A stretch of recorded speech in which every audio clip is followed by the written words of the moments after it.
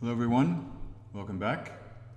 This is Module 7 for a course in Second Language Acquisition and Learning, part of the Southeast European University's online English Language Teaching Master's program.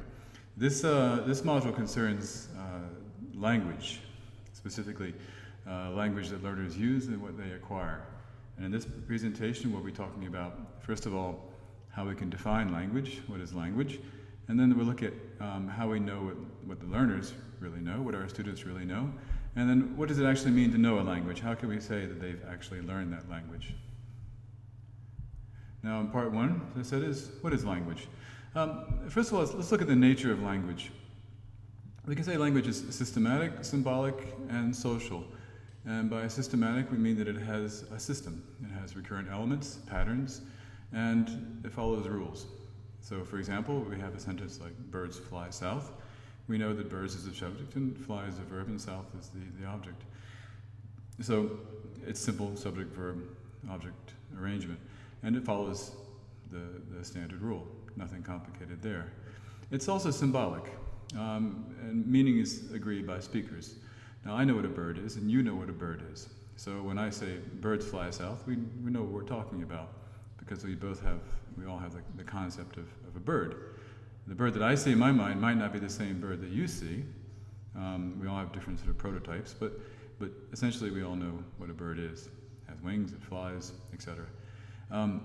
It's of course social language, because we're born with innate capacity to learn a language, but without it, it doesn't develop. So we can say birds fly south, and we can agree on what a bird is, but who cares about birds?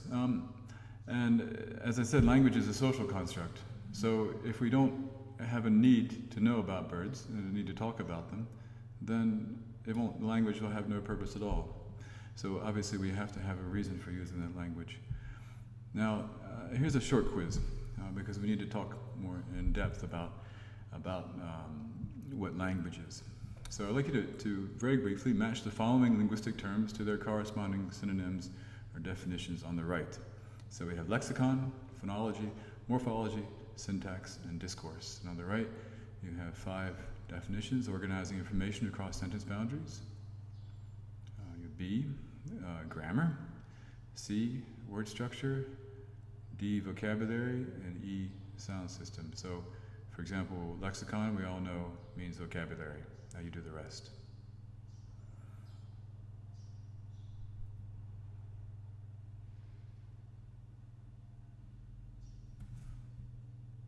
Okay. So now, as I said, lexicon is the vocabulary, the words of the language. Phonology, the sound system. Morphology, word structure. Okay.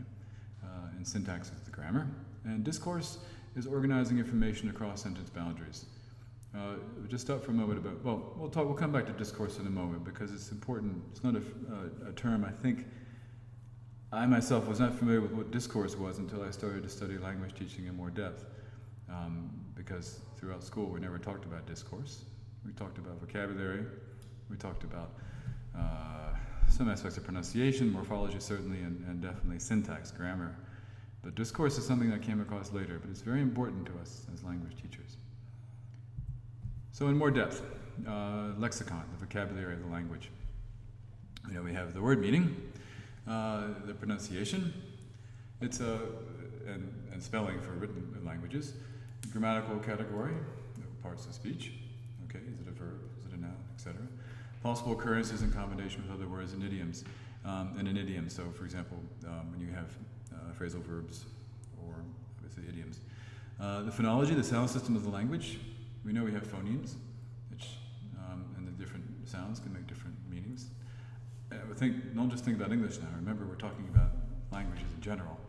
And obviously, languages like Chinese, which is tonal, the same word may physically look the same if you wrote it out, not as a character, but as a Roman numeral. And it would look the same, but the way it's pronounced could give it an entirely different meaning. In that language, the phoneme is a very important feature. Possible sequences of consonants and vowels, syllable structure, intonation patterns, stress, pitch, and duration, and perhaps a tone in words, as in Chinese. Rhythmic patterns, pauses, and stops. Morphology, the word structure, you have parts of words that have meaning, like for example, ed, past tense endings, or possessive s, plural s, third person singular s, etc. Inflections that carry grammatical information, like the number of tense, as I just mentioned. You have prefixes and suffixes that may be added to change the meaning of the words or their grammatical category. Syntax, grammar, everybody's favorite. Word order, important in English, and as it is in many languages. Not so much in languages that have a case system, but in languages such as English that we don't have cases in a formal sense. The word order is important to understanding meaning. Agreement between sentence elements, as number agreement between subject and verb, singular subject, singular verb, plural, etc. Ways to form questions, for example, inversion, to negate assertions, to focus or structure information within sentences. Finally, discourse. Ways to connect sentences and to organize information across sentence boundaries. Now, structures for telling stories, engaging in conversations, etc., scripts for interacting and for events. I'd like just a moment to, if you're not familiar with the term discourse, or with the concept of discourse analysis, it's good to become familiar with this, because I think this is what has helped to transform language teaching a great deal in the last, I don't know how many years, but certainly in the latter part of the 20th century, and continues to do so. That there's more attention paid not so much into the discrete element of language, such as the grammar, the vocabulary, things that can be memorized and sort of played back on a test, if you will, an exam, but a discourse where students and learners have to be able to recognize, to be able to use the language in the appropriate sense, not just to create sentences, but to connect the sentences together into a text that flows. And we ask our students to write paragraphs. We ask our students to write essays, and then we're talking about discourse. Obviously, there are different kinds of discourse. As I mentioned, telling stories. There's also spoken discourse. There are rules for conversation, and language has to have things have to fit. They have to make sense. They have to work. And the way to make language work, sentences work together, phrases, words work together, is not always explained by the grammar of the language or by the lexicon. It's explained by rules of discourse. So this is just a brief overview of what language, when we talk about language, what we mean by language. Now, how do we know what our learners really know? I've misspelled R. It should be O-U-R. I forget the word for that in English, but we have a lot of words that look the same but sound different. So don't look at that, just hear it. How do we know what our learners really know? Now, you'll know from the reading this week, you had 2 readings for this module, and they're both fairly long, and we won't be touching on all the material from the reading during this presentation, but from a little bit from each one, and but you will have covered everything that we're talking about in the readings. Okay, so first of all, contrastive analysis. We're talking about the history of linguistic sort of approaches to how to analyze language, to prepare language for learners, to anticipate the kinds of problems that they're going to have, and to understand the problems they have in the context of the learning process. All right. So, in contrastive analysis, first of all, I put the key figure, Robert Lado, in the publication in 1957. Contrastive analysis came out of structuralism on the side of linguistics and behaviorism on the side of psychology. I don't think we need to go back and talk about what behaviorism is, or structuralism for that matter, but simply behaviorism we should know about it by now. Remember the audiolingual method, etc., B.F. Skinner.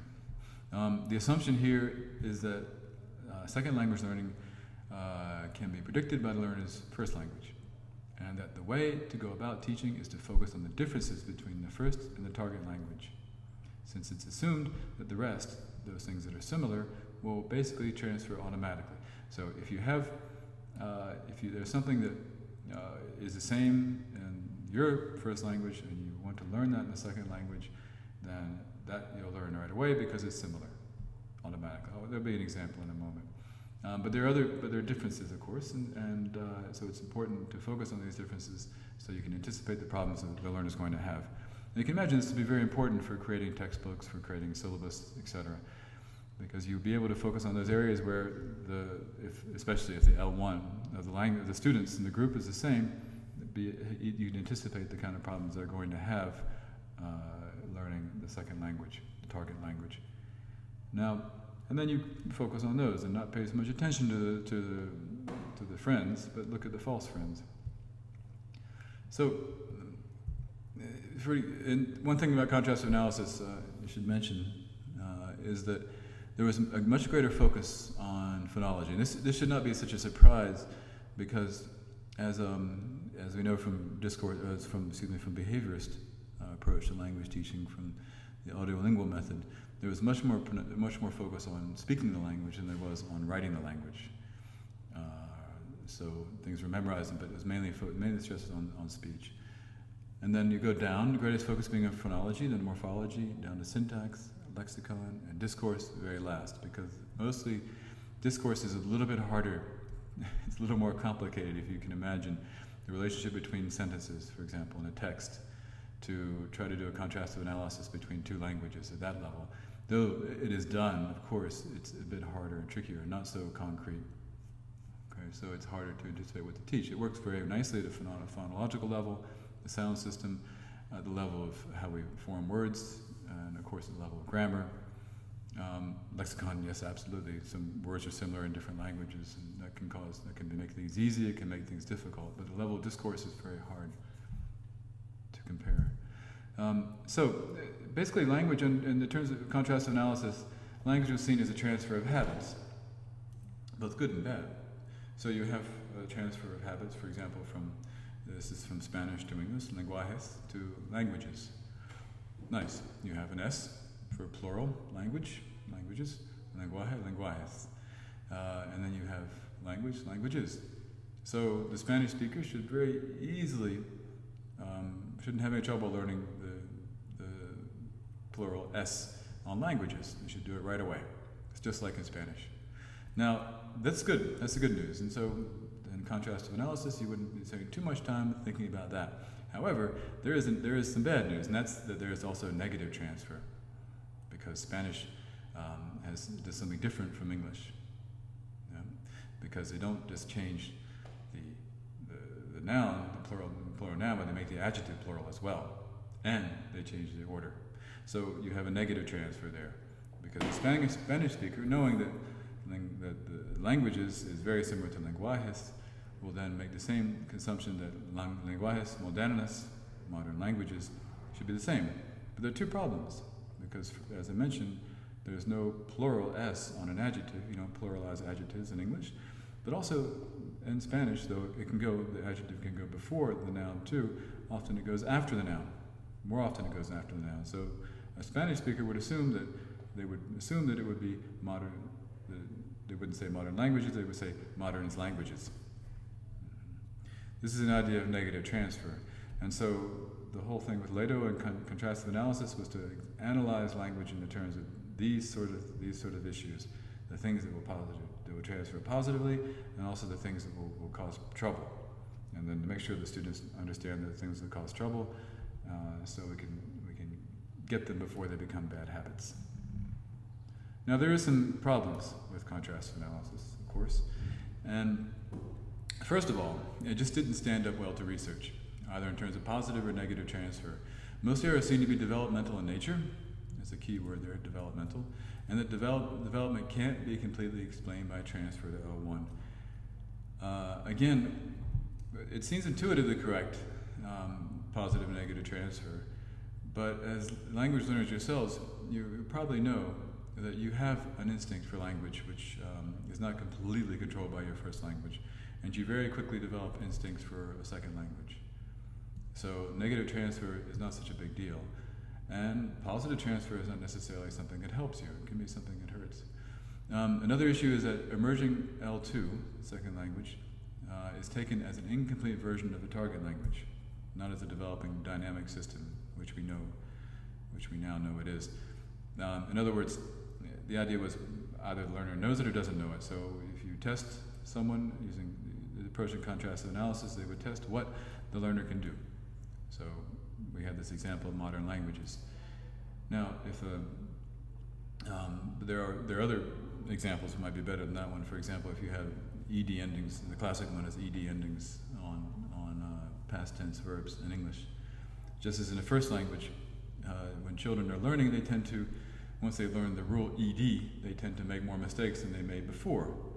So before, when a child knows went, the past tense of go is went, then they learn that ed endings are applied to most verbs to make them past. It's the conventional way of doing it. It's the regular way of doing it, and not the exceptional way. It's the regular way, not the irregular way. Then they would make the mistake of perhaps saying goed. In contrastive analysis, that would seem to be a mistake, and they would indicate incomplete learning. But now we know, as I mentioned here, that language is a developing dynamic system, and actually that is a sign of learning. It's not a sign of having not learned something. If a student or a child said went, then that might mean they know it's the irregular past tense. It might also mean they haven't learned the rule for ed endings yet.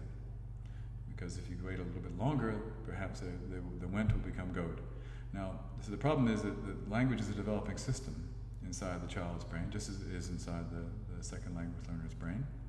And you can't take it any moment. You can't say this has been learned or this has been forgotten, because there's an never-ending sequence of learning going on and trying things out and getting it right and getting it wrong, and at all stages.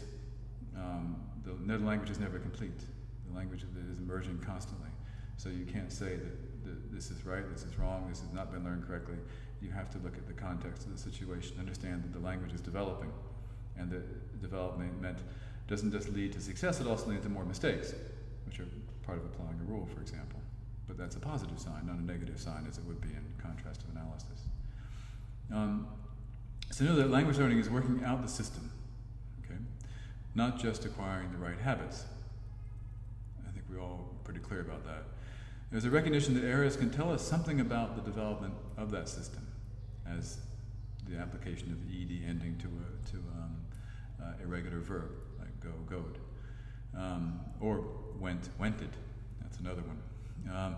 Shift from behaviorism to mentalism. This is we're talking about history now. So the shift went from looking at language as a behavioral aspect to one that's more based in the mind and working things out, and which is cognitivism.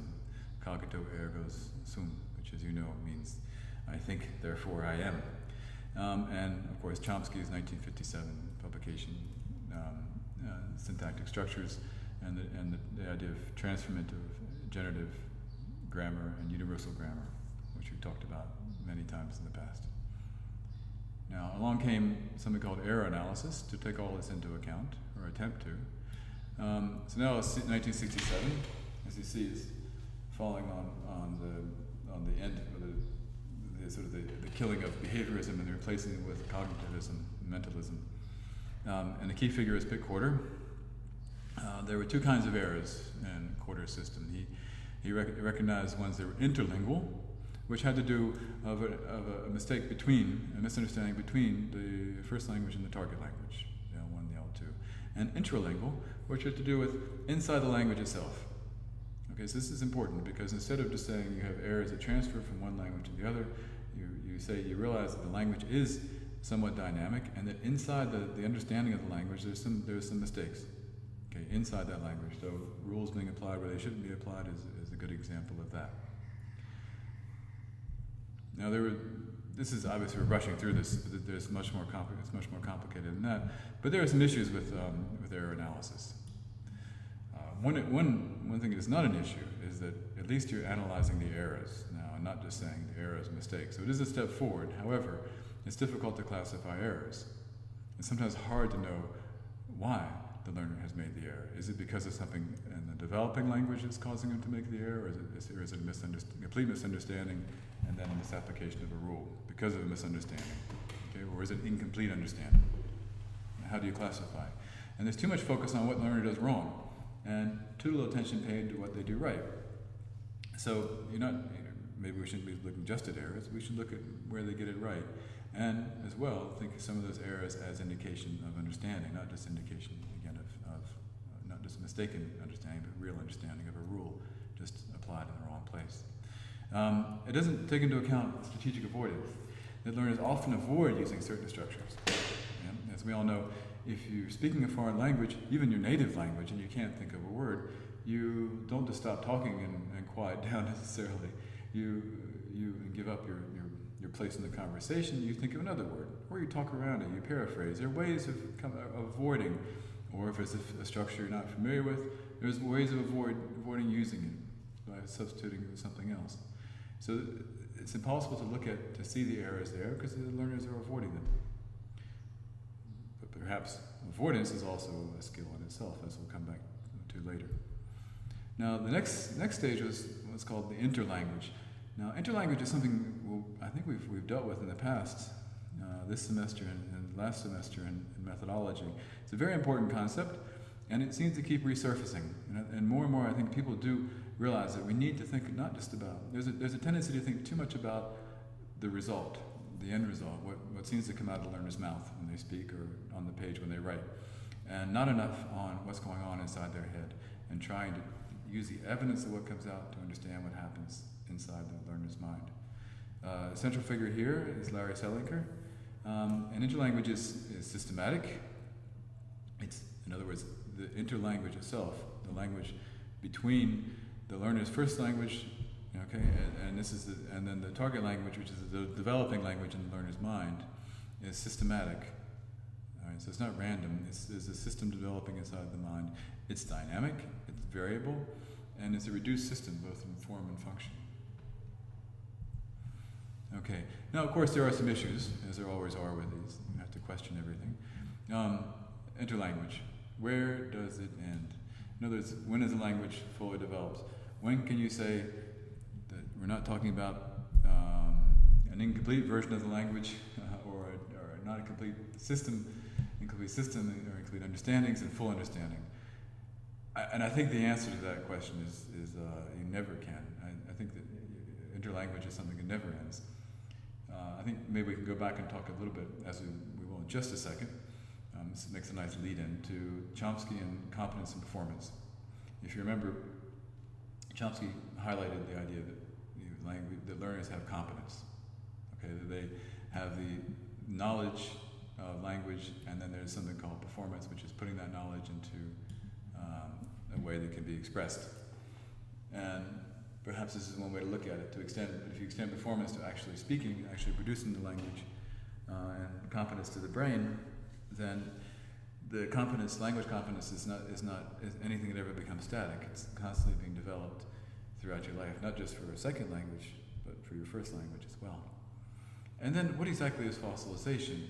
Now, I should mention before that interlanguage helped to explain what fossilization was, because when looking at interlanguage, fossilization is when the development of that system, that intermediate system, the interlanguage, stops.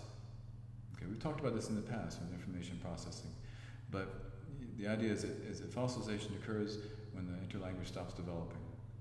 Well, that's very neat and very easy to understand, but how do we really define what fossilization is, and when do we know it's occurred? I think these are two fairly interesting questions to ask, but they're not nearly as condemning as, for example, the criticisms of contrastive analysis or for error analysis either. I think the concept of interlanguage is alive and well and will continue to be for some time, because there's no denying that inside brains there's a system, and the system is developing in second language just as it does in first with first language learners. Now, part 3. What does it actually mean to know a language? Again, I said before we would go back to Chomsky, and here we are. Chomsky's distinction between competence and performance. Just to review. We won't spend much time on this, but it's good to know what was going on in 1965. Linguistic theory is concerned primarily with the ideal speaker-listener in a completely homogeneous speech community who knows his language perfectly and is unaffected by such grammatically irrelevant conditions as memory limitations, distractions, shifts of attention, and interest and errors, both random and characteristic, and applying is knowledge of the language in actual performance. A lot of words, and we won't go into explanation again, but this did cause a reaction. You remember that Dell Hymes, who was a sociolinguist from Indiana University, took issue with this, and he said, if it is, if I may say so, this was a speech, by the way, it does sound like a speech. It is, if I may say so, rather a Garden of Eden view. The controlling image is of an abstract, isolated mechanism, not, except incidentally, a person in a social world. And he said I should take competence, right, as the most general term for the capabilities of a person. Competence is dependent upon both tacit knowledge and ability for use. All right. So Hymes took issue with the idea that competence had to be something which was completely isolated inside the mind and could have no connection to the outside. Remember, he was a sociolinguist, and so and Chomsky is not a sociolinguist. He's a structural linguist, so they're interested in 9 different areas. But I think that these are important criticisms, because one of the problems with Chomsky's work is it was so revolutionary, and especially in the way he completely dismissed behaviorism so successfully, that it had a major effect on language teaching, and people looked to Chomsky for answers. And Chomsky himself would say, no, I don't know anything about language teaching. I would never pretend to know anything about language teaching, or language learning for that matter. He was concerned basically with how language is structured in the mind. And Hymes was concerned about how language is used in social and communication interaction. So, but it's important what Hymes did, because Hymes pulled it back and took Chomsky's idea and moved it into a place where it could become useful for us as language teachers. And Hymes had basically 4, I suppose you call them questions to ask of the language. What language is useful? What language can we use? All right, how can we describe the language that can be used? So this is competence. All right, this is competence. To know whether and to what degree something is formally possible. Formally possible, we mean, in this case, grammatically correct, or according to the rules of the language. Is it okay to do something? That's important. Whether and to what degree something is feasible, and in virtue of the means of implementation available. In other words, will it work in the situation that you need it to work in? All right, so it may be possible, something might be possible, but is it possible to use that structure, that vocabulary, item, whatever it is, in a given situation? Is it feasible? Is it practical? Whether and to what degree something is appropriate, adequate, happy, successful. I always like those 3 words together. Adequate, happy, successful, in relation to a context in which it is used and evaluated. So appropriacy. Obviously, you need to be socially appropriate when you use a language, otherwise people might get the wrong idea. Okay. Whether and to what degree something is in fact done, actually performed, and what its doing entails. So now we get to the actual point where the language is used, and then not just thought about, done, and then what actually happens when it is put into effect. Okay, so doing entails also involves a lot of different things besides just imagining. You have to speak, you have to write, etc.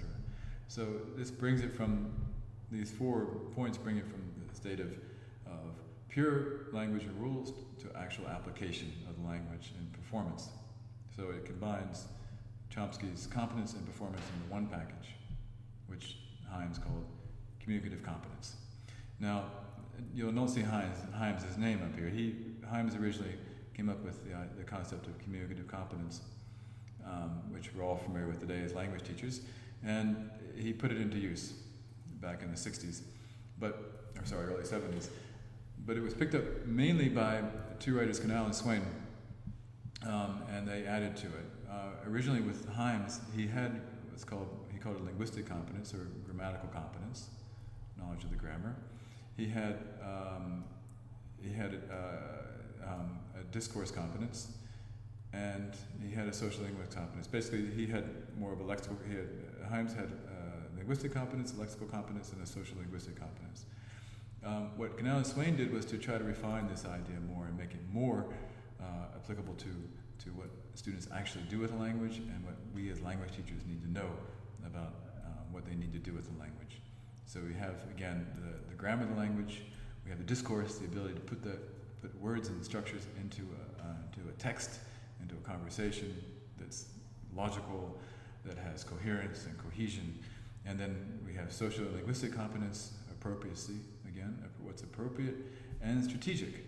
Now, strategic is the fourth, and it was added by Canal. You'll see on the top there, Canal and Swain, 1980, or the first three, grammatical, discourse, and social linguistics. In 1983, Canal came back and added one more, and that's strategic. Strategic competence is an important one, and I think you'll agree. It basically, strategic competence is the ability for the learner to use what they have, what they know, in order to successfully complete communication. So, it can be used, pauses are effective, for example, back channel figures, this sort of thing. These are more strategic. They're also pragmatic as well, but strategic can mean talking around something, can mean trying to find the right word. If you can't find the right word, to use a different word, to avoid different things. And this, in order to communicate. Now, you have strategic competence in your first language, as I do, and throughout this presentation, and there are several times when I've tried to think of a word, or think of a date, or think of a name, or a concept, and I do certain things in order to keep talking without, until I can remember what I wanted to say, for example, or the best way to say it. And these are strategies. And knowing these strategies is part of knowing a language. So strategic, these things apply, all these concepts apply, these competencies apply to your first language as they do to a second language. And learning a second language, you have a different strategic competence. All right? Maybe it can be transferred from your first language, but in different languages, they do different things in order to compensate for lack of knowledge or for forgetfulness, etc., in different circumstances.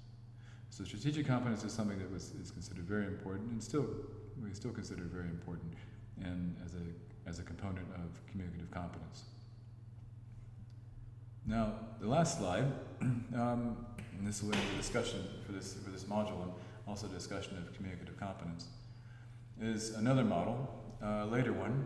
This is by Bachman, 1990, and Bachman took a different take, right? And in fact, he didn't actually call what he was doing communicative competence, but there altogether does imply communicative competence. But what he did was he first took of all language competence, and also he has strategic competence. And we're not going to talk so much about the strategic competence now. We're just going to look at the language competence aspect. And he divided language competence into two areas. All right? You have on the one side, the left-hand side of the diagram, organizational competence. On the right-hand side, you have pragmatic competence. So basically, one is organizational competence is what you know. Okay. Again, maybe the rules. Pragmatic competence are these rules in use. So if you look at the left-hand side, organizational competence is grammar and textual. Okay. The grammatical competence includes vocabulary, morphology, syntax, phonetics. And the textual competence includes cohesion, rhetoric, the ability to know how to use this. All right. So it's not talking about appropriacy here. It's talking about, again, just about rules. All right? Not talking about pragmatic competence.